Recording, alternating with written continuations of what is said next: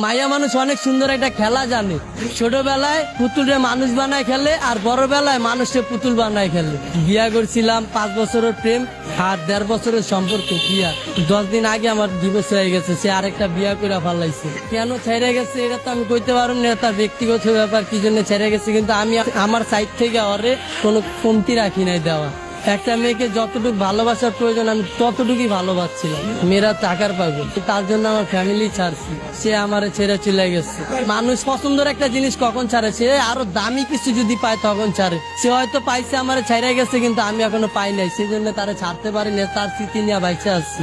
তারে কথা দিয়েছিলাম ভাই যে সে যদি ছাইরা চলে যায় তাহলে আমি আত্মহত্যা করবো, কিন্তু ভাই অনেক কষ্টে বাইচে আসছি নিজের লগে লড়াই কইরা। সে চলে যাওয়ার পর আমার বাইচা থাকার ইচ্ছাটা চলে গেছে। ভালোবাসার মানুষ হারানোটা অনেক কষ্ট, যার হারায় সেই বোঝে।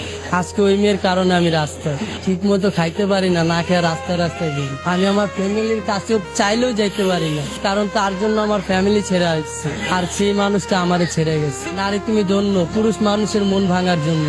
তাকে কি এমন কোনো কথা আছে যেটা বলা হয়নি, আজকে আমাদের মাধ্যমে বলবেন? তাকে একটা কথাই বলবো, আমি আজও তোমাকে ভালোবাসি।